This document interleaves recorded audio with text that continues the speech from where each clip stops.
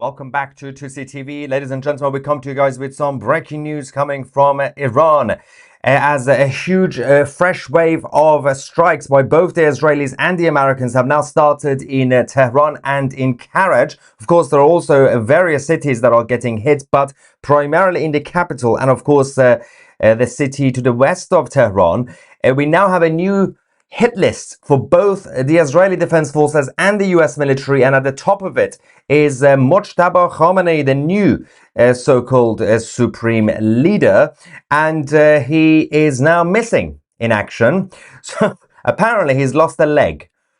Yeah. So we're going to go to that. We finally have our live feed from Erbil in Iraq as well. These guys have been getting attacked by the IRGC over the last hour or so. So we'll keep you guys posted on everything that's happening. And we have a big announcement on this channel tonight. So keep watching and we'll let you know what that is. All right, first things first, let's go to the insane scenes that we are getting from the capital in Iran.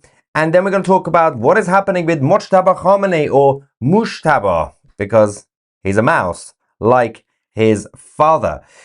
Let's go to Tehran.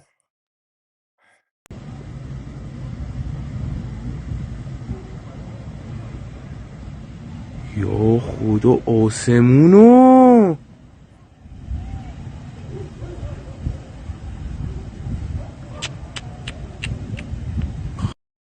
Now, it's interesting when it comes to Mojtaba because there are a lot of speculations, not necessarily even just rumors, actual legitimate speculations that he may already be dead.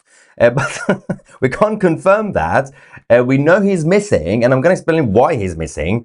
But there is a theory, there is a whole conspiracy theory that the IRGC picked the dead leader because you can't kill a dead leader. But what they're going to have to do with his body is sort of like the weekend at Bernie's, where you just basically do the strings and you pretend that he's still alive. Let's go to the IRGC barracks in Esfahan that has now been flattened by the IDF.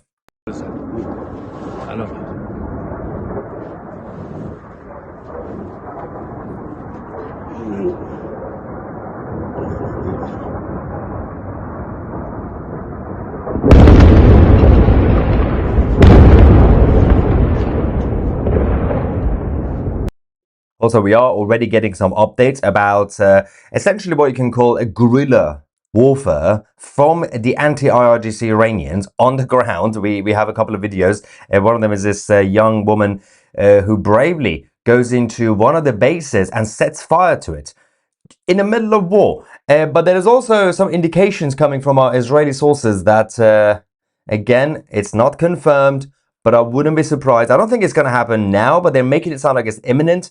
But apparently the US have prepared their special forces, elite forces, to prepare to go on the ground. I think this is just the propaganda part of war, to test the waters, to see the reaction, unless we're going to get surprised and tomorrow morning we're going to wake up and the Americans are walking around the street. I highly doubt that, but I do believe that they are at least considering the option, because President Trump wants to get this over with as soon as possible. It's not easy, but it is definitely possible.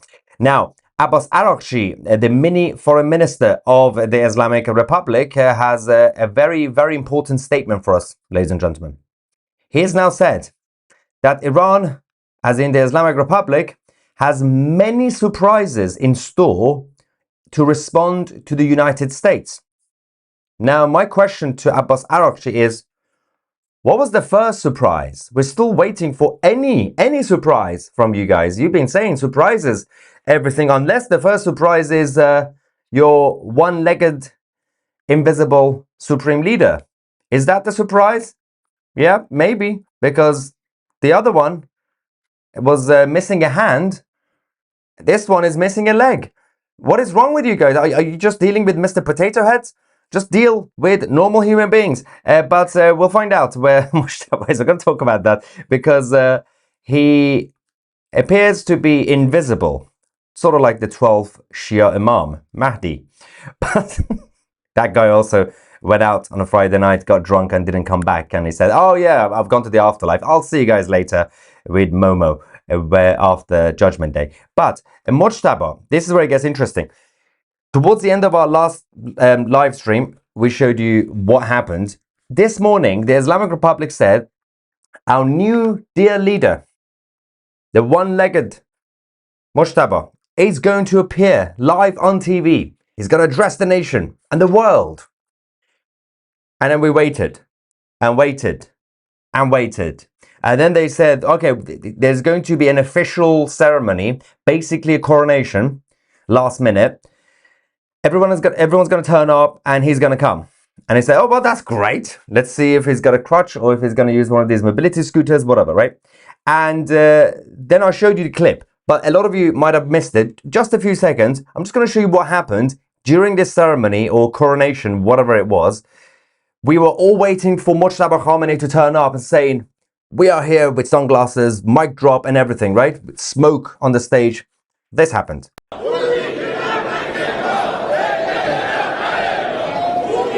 They brought a framed photo of the new leader as if he's dead.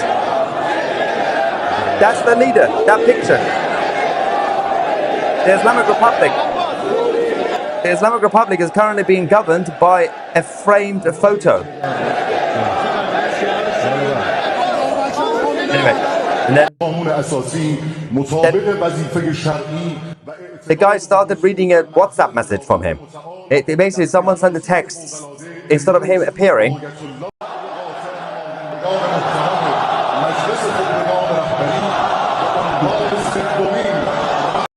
Also, I expected a bigger crowd. Come on, guys. What is this? Anyway. Then we realized, okay, there might be a bit of an issue here. Because he was supposed to make his speech. He didn't. He was supposed to appear here, but he sent a selfie instead. And the same thing happened to his dad. Do you remember? After the first day, they said, yeah, the Supreme Leader is going to make a live address to the nation. We waited and waited and waited, and they said, oh yeah, he died. Oops. We forgot to check the bathroom. He was in there. Yeah, I don't know. We haven't actually seen Mojtaba Khamenei since the first day of this war. They told us, eventually, actually, the first group that they said was Khamenei's other kids, and no, the daughter-in-law, grandchildren, wife, everybody died, right? Mojtaba's wife, everybody died. That's what they said first. And then after a few days, they said, oh yeah, Ali the Mouse, we forgot to mention, he also died, the Supreme Leader. We're like, oh, well, that's good to know now. But then they didn't say anything about Mojtaba, right? From the first day, everybody started to come out. All those who were supposed to be dead or injured. All the rumors. Anybody that was rumored to be dead came out to show their face. We're still alive. Nothing, absolutely nothing from Mojtaba for the past, how long has it been now? 15 days, right? I think. But then we realized, okay, maybe he's injured. He got a paper cut. They just appointed him as Supreme Leader and he's nowhere to be seen. And then they're telling us he's got one leg. Well, I don't care how many legs you have. You can still speak to the nation if you want to. So the theory that they might have actually picked a dead leader because you can't kill a dead leader is becoming more legitimate. It will be interesting if tomorrow he turns up saying, I'm still alive. I forgot to tell you guys. But right now, he's missing. Nobody knows where he is. He's currently on the hit list. And this is where we're going to show you, actually. The Israelis and the Americans have now released the new hit list. I'll go to that in a second. But the IDF, first things first, have now released the new footage. Targeting 6 Iranian military airports and destroying every single one as the operation against the Islamic occupation of Iran continues. While that's going on, President Trump said, I don't really want to talk to Mojtaba, even if he's still alive. And yeah, we should probably kill him. The IDF went further. They released officially a new hit list. This is where it gets fascinating. This is what we have from the Israeli Defense Forces. The new hit list. Mojtaba Khamenei is on top, obviously. We also have Ali Larijani, who was the right hand, for the record, Ali Larijani was the right hand man to Mojtaba's dad, Ali the Mouse, right? That's the guy in the middle. his job was to be the babysitter of the supreme leader, to keep him safe. He's still alive, and somehow his boss is dead. And then they decided to say Ali Larijani should be also Mojtaba's new babysitter. Are you trying to get rid of him? Are you trying to get him killed? Ali Larijani can't even look after himself anymore. So that's the guy. He's now on the hit list of the Israeli Defense Forces. We also have a number of others, including Ghulam Hussein Mohseni Ejei from the Justice Judiciary, basically. Ali Abdullahi, who is the commander of the central headquarters of the Khatam al-Anbiya, and also Mohammad Bagheri Ghalibaf. Ghalibaf, of course, is the Speaker of the Parliament in Iran, and Ahmad Vahidi, who is the Commander-in-Chief of the IRGC. So, as of last week, the poor guy, that's the guy on the far right, and he's definitely not far right. He wishes. He only just got the job. He only just got the promotion. And the Israelis are not even letting him breathe. At least allow him to go through the induction the first week, find out where the emergency exits are and everything else. But no, they're coming for him. So this guy might not survive for too long. But of course, we're going to keep you guys posted on every single one of them over the next few days. Let's go back to the Israeli Defense Forces because they've been hitting tonight all the major bases and all the sites that could include bunkers and tunnel networks, trying to find Mojtaba Khamenei. And also, meanwhile, while they were there in Tehran, they also decided to destroy the IRGC Air Force base.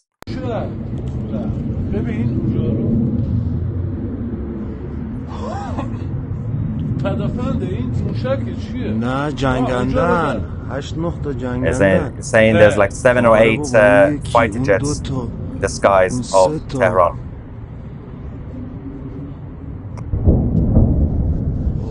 Oop. Another one.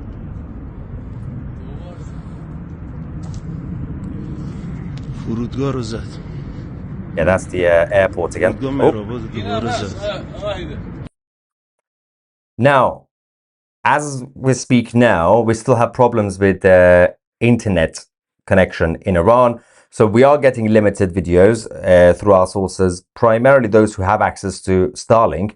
But right now, the intel we are getting, even if we don't get all the videos, is that they are hammering Tehran and Karaj. Right now, both the Americans and the Israelis continue the bombardment of all these bases. Obviously, the Air Force that we mentioned, that is next to the so-called commercial part of the Mehrabad Airport, which is to the west of the capital. Mehrabad Airport has been hit about 5 times over the last few days, almost every single day. But they are trying to ensure that there is not one single corner of it left. Of course, it's a big area, and but they're continuing to target not just the Mehrabad Airport, but everything around it as well. Now, meanwhile, the Islamic Republic are also still trying to hit the neighboring countries, even though they have launched more ballistic missiles and drones towards Dubai than Israel. I don't know who's in charge of ordering that, but they did launch one missile towards Ashdod in Israel. And this is what happened. Oh, fuck. It fell into the sea. Oh, The missile fell into the sea. Good work. Well done, IRGC. I'm proud of you. Hey, that's gone. Didn't hit anything. Didn't hit anybody. Everything was fine. Everyone go back to sleep in Ashdod, Israel. The Qataris have been busy tonight, meanwhile, because that's slightly closer to Iran. So they are launching a lot of drones and missiles towards Qatar. The Air Force from Doha and neighboring cities have been intercepting a huge number of Iranian drones. This is what we've received from the Qatari Defense Ministry. There we go. That's them intercepting and targeting the IRGC drones. Great job. There we go. That's another one gone. It's like a video game for them. They're loving it. But they're not obviously happy about the way the IRGC continues to hit them, while the president and everybody else says, sorry, we hit you again. Oh, apologies.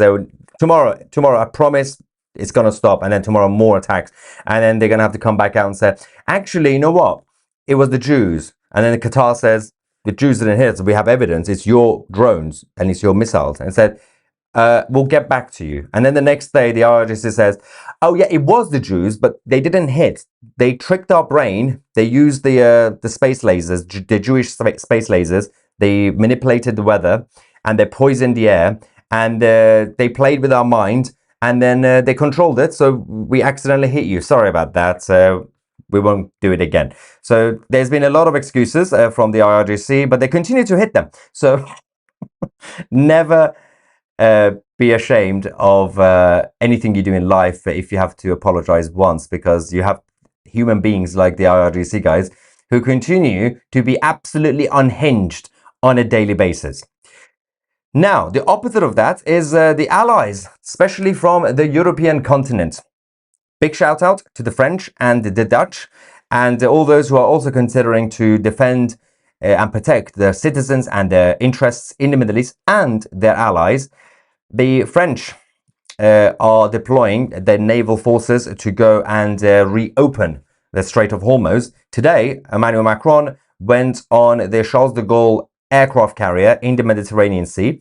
Let's have a look at this video that we have from President Mini Macron.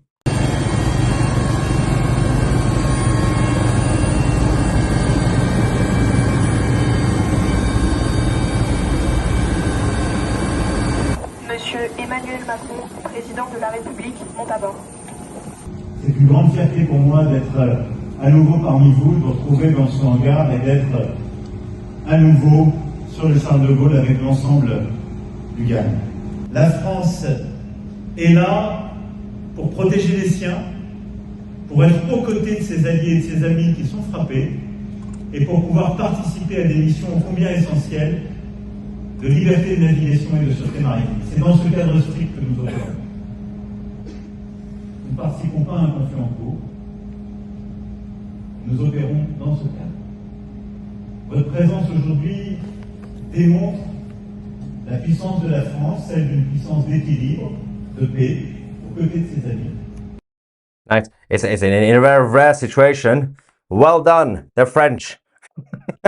Well done, Emmanuel Macron and the French military. But it is interesting because I did mention earlier today in our first live stream of the day that the British government changed their minds, or at least their position, about 50 times in about 2 weeks' time. So initially, Starmer made everybody excited, saying, oh yeah, of course, we're not going to get involved with the offensive parts of this war, like Israel and the US, but we will defend. So we have British people in the Middle East, we have allies, we have interests.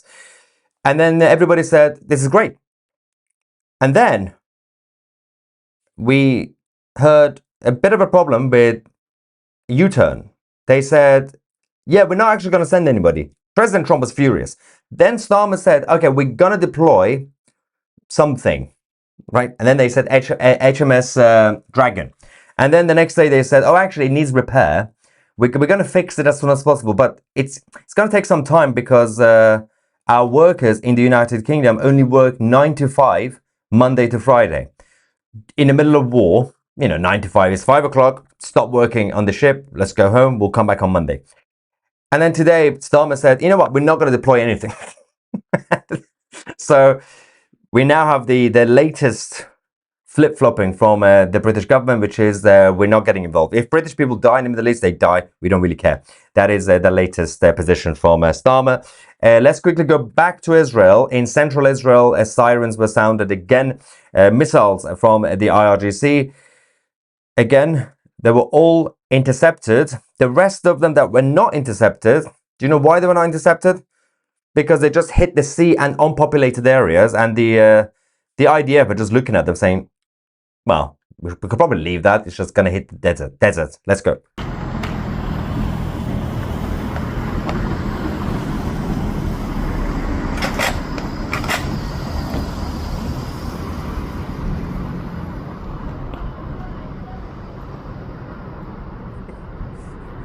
Someone says, the French did 100% more than the UK just by showing up.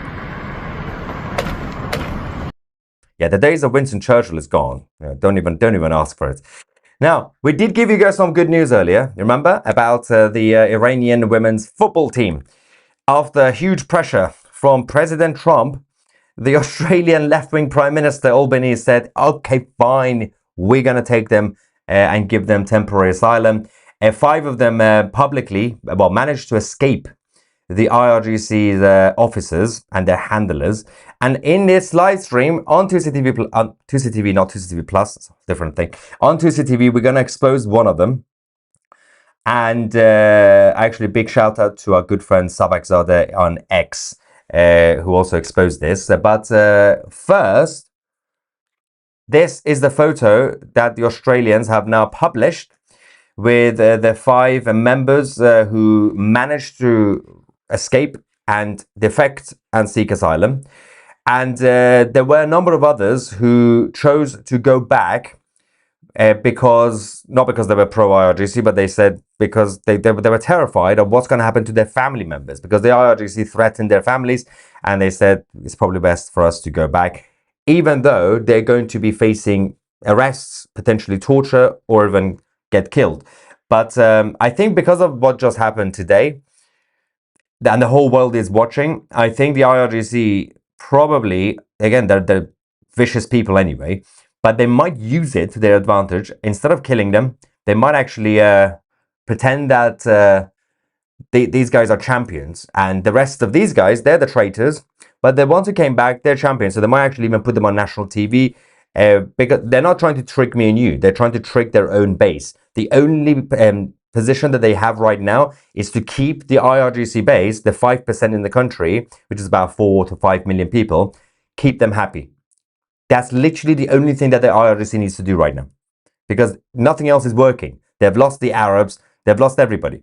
So in order to keep them happy, then one of the best strategies for them would be to, instead of killing those who are coming back to Iran, actually pretend that they are champions and give them some sort of medal, right? But the reality is that obviously they might still get arrested and we might not hear from them, but they know there's international pressure, and you're just going to give more ammunition to Trump to keep going and going and going. Anyway, as I said, to expose one of the IRGC handlers, so they were not free in Australia during this tournament. They had IRGC officers and handlers, and one of them was called Mohammed Rahman Salari, who was regularly going through their phones, and apparently he's locked the women, the football players, in their hotel rooms so they don't defect until they go back to Iran. This is him. That's the guy. He has nothing to do with football, but he's right there by the next to the pitch. The supporters are there saying, "Long live the king."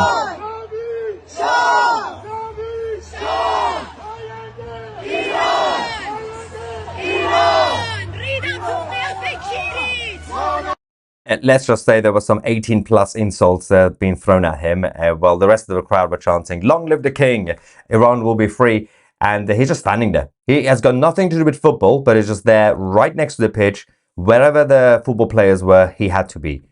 And now he's locked them into the hotel room until they go back. It's weird things happening right now in Australia. And I think it's the job of the Australian authorities to go and... this is happening on their soil. It doesn't matter who's doing it. You can't basically kidnap people in the Australian territory, even temporarily. That doesn't matter who you are. The authorities need to go and sort this out. Or at least they should have done it over the last few days. Now, President Trump made a speech earlier, and he was talking about the war in Iran, and he also mentioned the B-2 bombers. Let's quickly go to the president and see what he had to say. Because this was always a dark cloud hanging over not only Israel, which was going to get wiped out. You know, if we didn't do that B-2 attack, Israel would have been wiped out. They would have had a nuclear weapon within 2 weeks after that. And even now, I think they were looking to take over the Middle East, because when you look, and we have pretty good proof, all of those missiles that were so stupidly aimed at Qatar, Saudi Arabia, UAE. They were all aimed, and others, at countries that were sort of like, leave us alone. They were all right. They were sort of neutral, but they weren't doing it. All of a sudden, they're getting hit with missiles. And they could have gone one of two ways. They could have gone toward their side, like we're with you, or they could have gone with our side, and they really went with our side, and they've helped us, and they've been a big force. But they got hit. But they were going to be hit with us. Had we not done the B-2 raid, and if we not done this one, where we said, nope, it's time to go in, we have to go in, have no choice. Number one, if we didn't go in, they would have come in after us, because I see the Democrats trying to justify it, and they're failing because the voter on the street is saying, you've got to be kidding. But I see where they're going, where they're always saying, no, there was no reason. Well, I'll give you the best reason of all.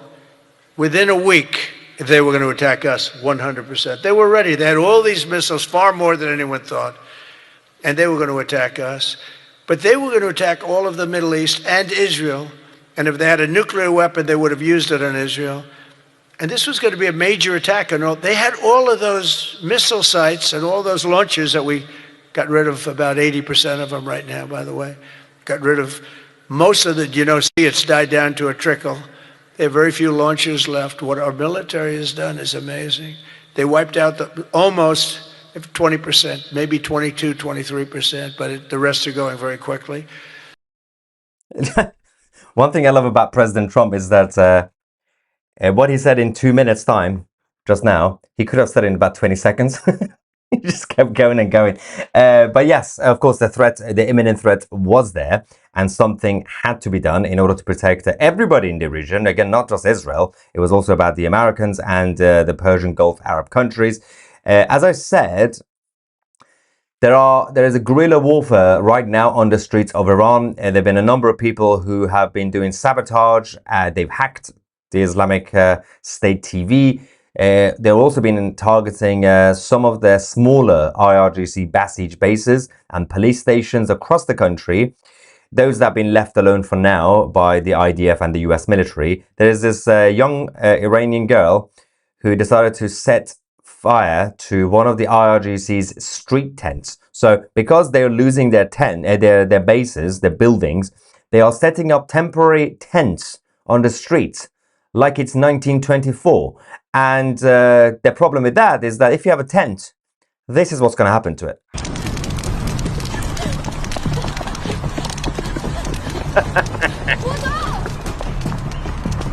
Amazing. Brilliant work. Brilliant work by this brave young Iranian woman. This is also a great idea for everybody else. Obviously, be careful. The official advice is stay at home because it's not safe to be outside because they are hitting throughout the day, throughout the night. The official advice from the US military, the IDF, and the Crown Prince Reza Pahlavi is to stay away from all these places because even these tents, eventually they're going to get hit by the Israelis and the Americans. So it's probably best then not to be around them anyway. There is a lot more to come in terms of this operation. Now, I'm going to see if we can quickly go back to Erbil in Iraq. We have our live feed. This was targeted by the IRGC about an hour ago, 2 hours ago. But we're going to stay here. I think it's fairly peaceful. I'm also going to double check the situation in Beirut and Tel Aviv. Okay, I've got some intel. Hang on. What is happening?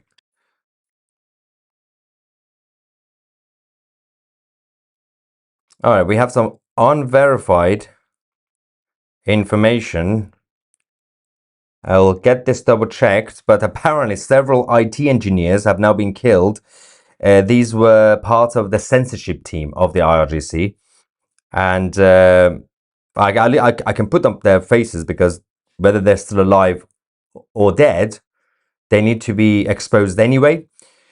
But apparently they've been hitting.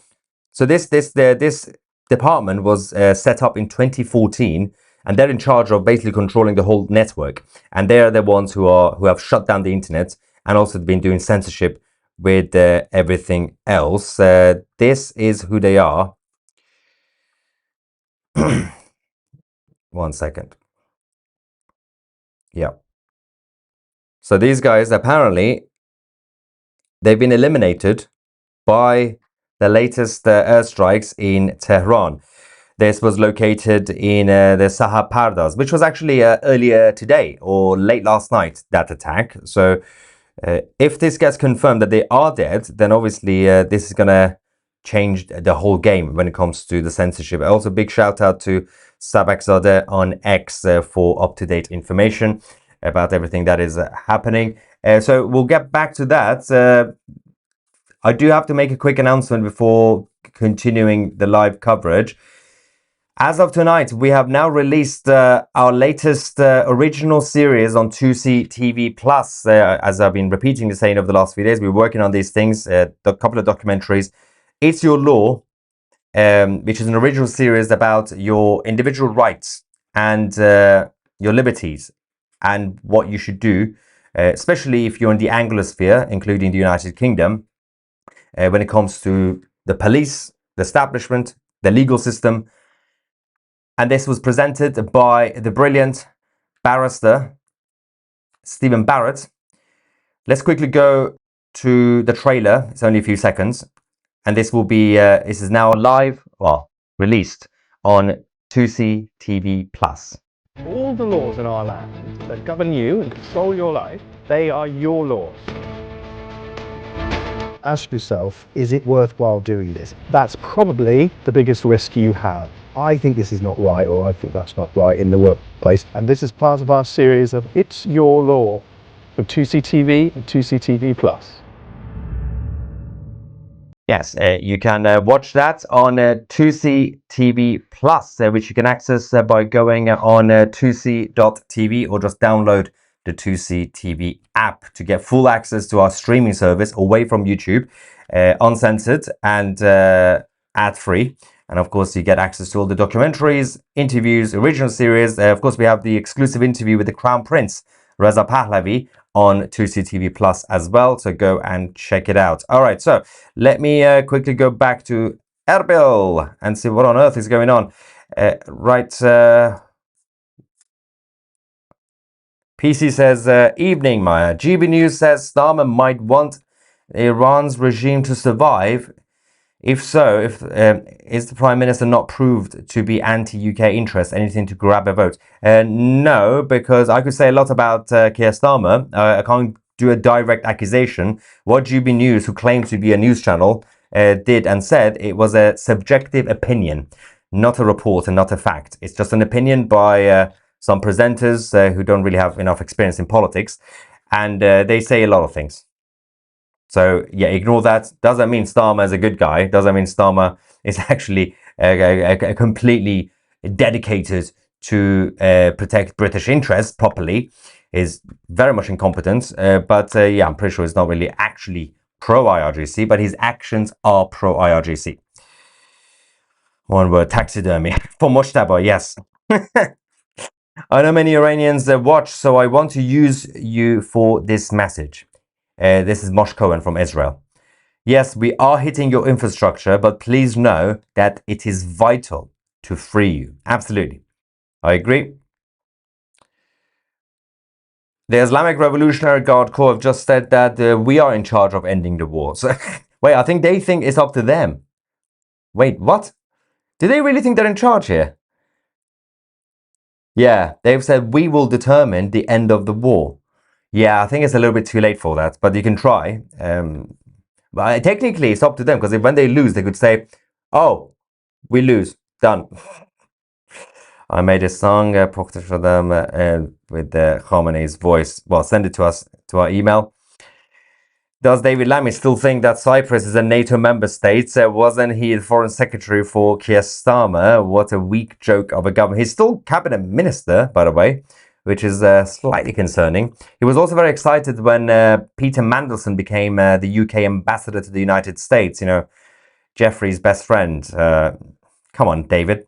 David Lammy also, again, for those who don't know, he's now in charge of the justice system for some reason in the UK. He was the foreign secretary. He went on this game show, Mastermind, in the UK, and there was a question. Now, for those of you, if you don't know British English history, it doesn't matter. I'm going to ask a question.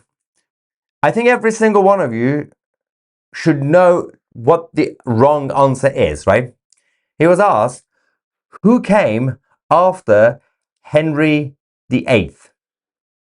Henry VIII during the Tudors era, medieval times, after that. Who came after Henry VIII? His answer, Henry VII. Not even like Henry IX, which would be incorrect, by the way, because it was Edward. But how do you go from 8 to 7? So Henry's...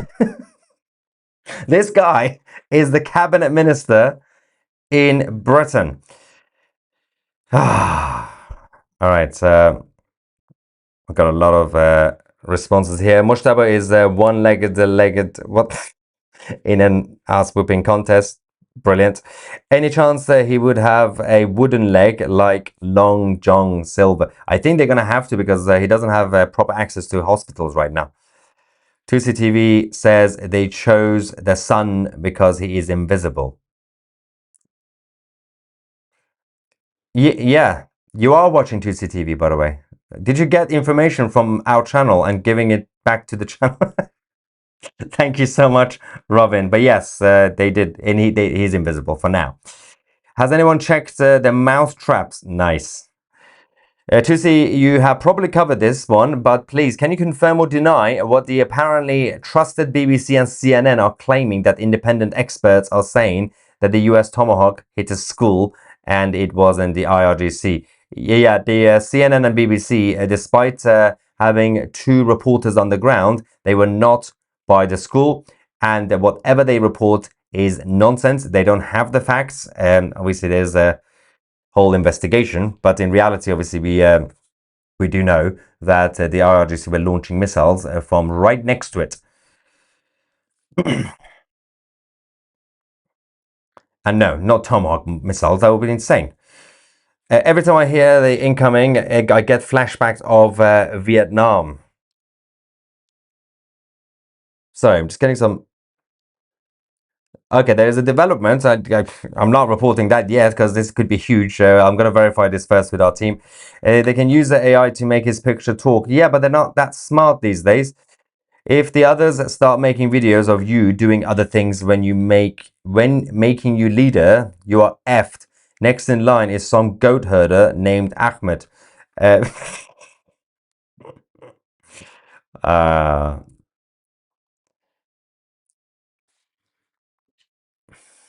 I heard the new leader in Iran is called Mojtaba Eileen Khamenei.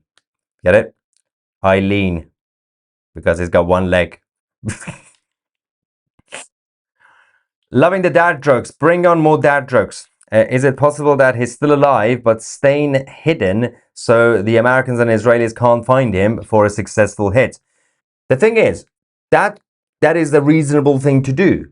But while you're hiding, what you tend to do, like your father, you release videos or even a live video. You can do it from your bunker. Just put a camera or use your selfie camera. Say, hey guys, it's me, your favorite one-legged Mojtaba. Just do that. People need to hear from their leaders. We are all very excited. So it doesn't matter. You can hide, absolutely hide, because why would you come out? They're literally playing whack-a-mole outside on the streets. The Israelis and the Americans. Don't come out, that's stupid. But while you're hiding in your toilet, then clearly you can still make a video, just a selfie on Instagram or Snapchat. Close friends, obviously, because we don't want to see that thing. Anyway. You can always count on the British to do the right thing. Hang on, what is going on? 1 second. Yes, we do. App. All